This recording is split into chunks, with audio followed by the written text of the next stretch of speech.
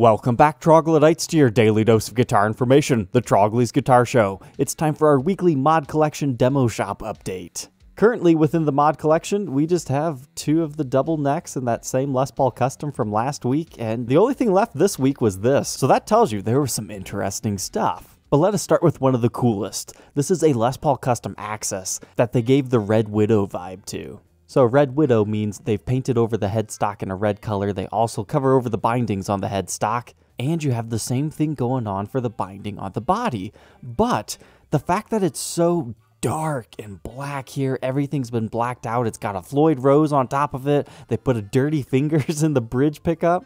This thing looks slick. But you gotta remember, this is a satin finish, and they've taken this at a photo angle that it kinda looks like gloss. So to understand how this might look in person, check out my Pinstripe ES-LP video. But some other cool things that they did here, red serial number on it, and a matching red Gibson custom logo. Now, likely what happened here is this originally had the white stamper right here, but they just oversprayed this entire thing in a light red finish. So that's how those things became red. They didn't get special decals and stuff for this. So that means when you get it in the light just right, you should be able to see some red in this black as well. I really like the way that the binding looks right here. Like, I'm not really into blood splattered guitars, but it kind of gives you that vibe of how it's not completely covering over the binding nibs, just a little bit of a spray. But that one sold at $5,200. Next up, something a little less sinister looking at $4,200. This time we basically just get a Les Paul Custom that they've decked out with some witch hat knobs, and they took the pickup covers off and they gave it chrome hardware. Looks pretty cool with this juicy red finish. But the thing that sold this one for me is the back. It's got a black neck. Does that mean we have a black body? No, they also did the refinish on the back of the body. Looks fantastic. Now what I'm curious is, are the edges black? If so, I would have bought that for a review and demo. That'd be cool. And there's our answer. Yes, indeed. Awesome. Congratulations, whoever got that. That's a cool piece. But now let's go back to sinister guitars. Crimson Elf Blood. What? That's a fancy way of saying red elf blood, which I guess, just look at this thing. I don't even need to tell you why this is cool. So this has the chrome hardware, so it kind of stands out against this really dark finish. You can tell it's going to be slightly metallic. It's got that same widowed-like vibe to it. Even a matching headstock, like this is just so dark. And to make things even better, they did the finish on the back as well, and we get the big ol' Apex head carve volute. First introduced on the Rhino series if you want to check that video out. But this is one slick beast built to Les Paul Axcess specs even. So you've got the comfort cut, you've got the comfort heel, this is just one cool guitar. That's another one, had I been around when this was listed, probably would have got it. That was nice. And now this one I was around for. I saw it was probably about 30 minutes after these things had restocked. So I was like, oh yeah, I've got a couple more minutes. I'll head on over to my computer, check out, because I had first saw it on my phone. By the time I was at my computer, it was already gone. This was a good deal, $900 off retail price. And you got kind of an interesting finish. Now granted, it's kind of ugly, but in a unique and satisfying way. So what this started life as was one of these 60th anniversary 61 SG standards. We unboxed one of those on the show. Unfortunately, I never got around to reviewing it. So that's why I thought, yeah, let's buy this one. It would make a good review. But unfortunately, I missed out. So it looks like they tried to strip the red finish off of this, but then it was still stuck in the pores because that's what those aniline dyes do. But then they oversprayed all that in a transparent Pelham blue. It's fascinating. Maybe not my favorite, but it was cool enough to document in my opinion. I don't think the back turned out anywhere near as well as the front, but you know, at least they tried and they're doing the full-on refinishes. And that was just a good deal. But I won't cry that I missed it because once again, it's a satin finish. And when it comes to super high-end guitars like this, I just prefer gloss because it looks better. But from a playability standpoint, obviously, there's some differences there. Next up, look at this weird double junior they created. I like this thing. They put a humbucker in the neck position, left the regular P90 alone, and they moved your controls into this custom pick guard. And then they're like, hey, well, what should we do with these extra holes? They put little flipper switches. So like you rub your finger across it and then it goes tink to the other side. So those are on-off switches for each pickup. so you can have them both on, one or the other. And then this, I would assume, is some sort of a master volume. So that was certainly one of the more interesting ones, and it was just a Gibson USA product. You could do that yourself, but if anybody else modified the guitar, it'd be worth less. But that brought in a pretty staggering $1,700. Next up, they had a Smokehouse Burst Les Paul Studio. It was just a nice price. I thought it was interestingly modified with those chrome pickup toppers.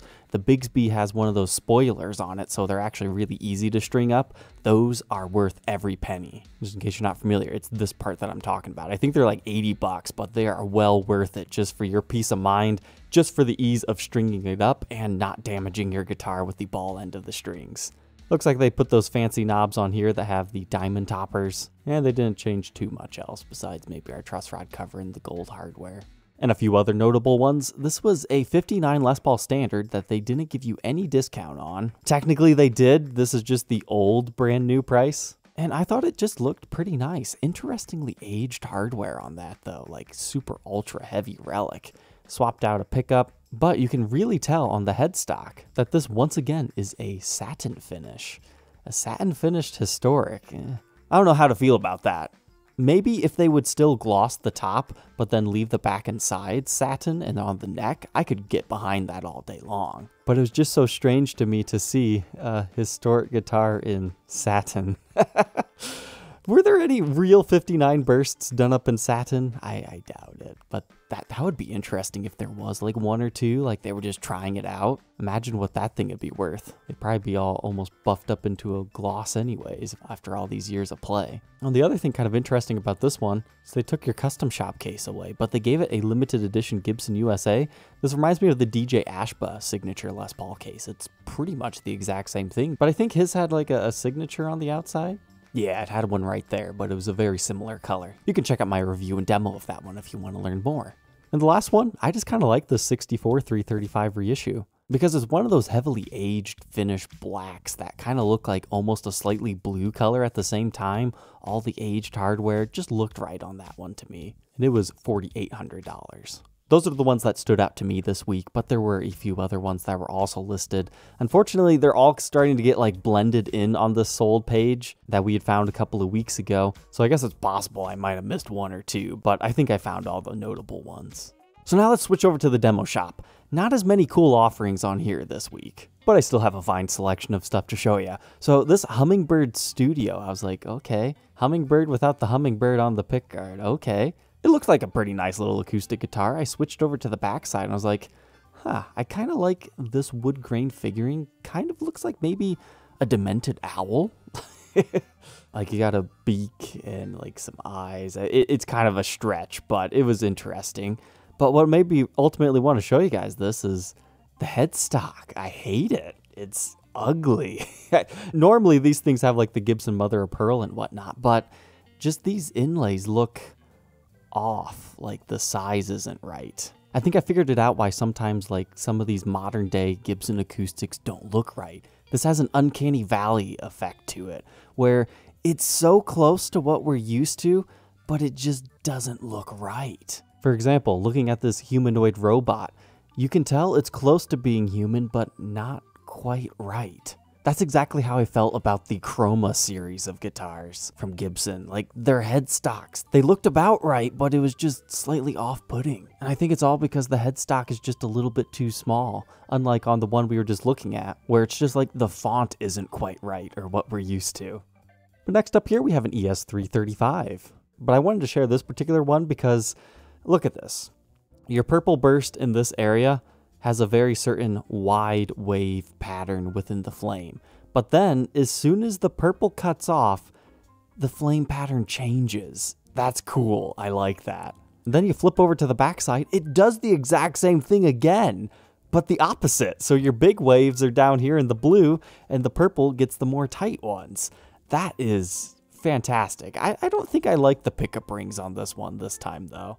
Maybe a darker fretboard would pull this all off better. But I love the way that one turned out. And it is still available at the time of recording if you wish to purchase it. This one, just a Les Paul Special at $1,200. The only thing I found interesting about this one is the wide wood grain pattern that they've got going here, just on the cutaway. Flipping over to the back, you don't really see that there anymore. So it's just one of those identifying features of your guitar. Even if it gets stolen, somebody scratches out your serial number, you'll always know that you have these weird wood grain lines. And this Les Paul Tribute, you know, $1,200. It's an okay price for one of these if you're going to buy one. But this one does have a little bit of figuring within the neck. So if you were looking for that, I think you would be happy with this one in person. It's kind of hard to see from far away, but I can see the lines that you normally look for if you're looking for one of those unicorn examples. It does look like they swapped out one of the screws though. Next up, we have a white Les Paul Custom. It's pretty generic and basic, but I thought somebody might want to know about its serial number if they wanted to buy it.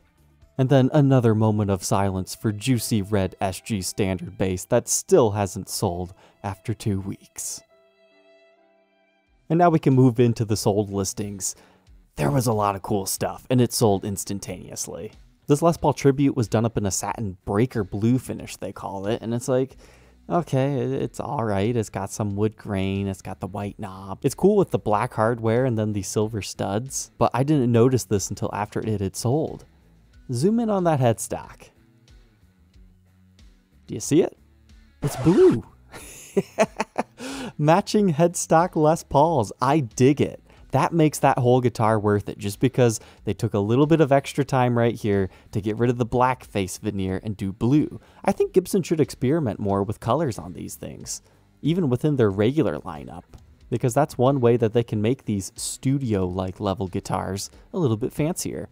I mean, they're not trying to be historic or anything, so why not experiment? I mean, this one even got locking tuners. They really decked this thing out, and you get the custom finish and all that for not that much more than retail. This Les Paul Special just had those toaster pastry P90s. I think that's the first time we've seen the Pearloid version though. And it had these weird baller hat knobs, which I thought were kind of cool. And this SG had like a take on what they did on a custom shop one a couple of weeks ago. Except for this one is one of the CME exclusives that they just, it looks like they might have had to redo the finish in a satin. But mixing the black with the gold, interesting choice. It works well on this finish.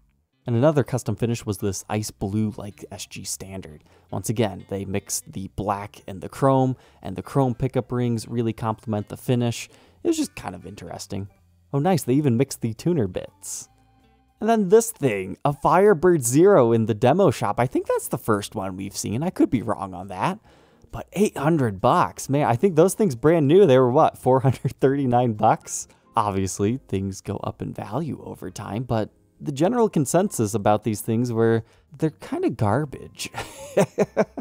Like they're okay at the price point. And this is one of the less common colors that you don't see too often. And this one has some pretty cool wood grain, and they upgraded the tuners to kind of what they used on the Vegas series. You've got the pearl button tips and they're in gold. But you can check out my review and demo on one of these if you're interested. It's nice that they did upgrade it. I'm curious, did they swap out the pickups? Because those were pretty bad if you went into these things expecting actual humbucker tones. But if you went into them thinking, you know, weird single coil-esque sounds, then you would like it. But unfortunately, they didn't tell us, just humbuckers. But it looks like they're the double slugs, so it looks like the original. I'm not sure why somebody bought that, unless it was like a collector, because Blackberry is kind of hard to find. But that was part of Gibson's S series of really affordable guitars. But man, people are asking a lot for these things nowadays. I guess I haven't really paid attention since the COVID price increases. There's definitely much better guitars you can buy for the same money though. Now this Les Paul Traditional Pro was done up in Blueberry Burst, and I just thought, whoa, $1,500, that's a great deal with getting a warranty with it. You get the kind of cool dark blue pickup rings with the zebra bobbins, with the white pick guard, but the real reason I wanted to show you this one is something terrible happened to this fretboard. Now, I've been seeing a lot of comments lately saying, oh, how can Gibson sell this stuff? It's so garbage. Okay, guys, this is the demo shop. This is where they've culled these examples or taken them back as returns because it wasn't up to their standards.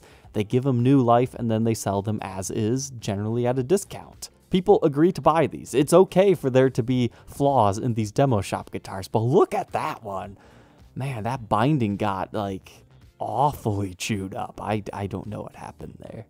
But ooh, this Les Paul Standard. They called it Triple Color Burst. Put this into production, Gibson. I like it. It's kind of like Tri-Burst, but in a more attractive way. I like that with the tortoiseshell-like pickguard. It's not a perimeter burst like most Tri-Bursts are, and it's really, really dark. Match that with the kind of light golden hardware here. It's just kind of a nice looking Les Paul standard. Ooh. And the other thing I liked about this one is look at that truss rod cover. Awesome. It looks to me that has a black layer and then a tortoiseshell layer. It's either that or it's all tortoiseshell and it's just really dark right there. But that was a 2021 creation and it was for a little bit off retail price. That was a good buy for someone. It also has an interesting, almost koa looking like top. And then this Midtown standard, it must have been the employee's first day in the mod shop. That's all I'm gonna say. Like, this bridge looks oddly crooked and then the Bigsby looks off center.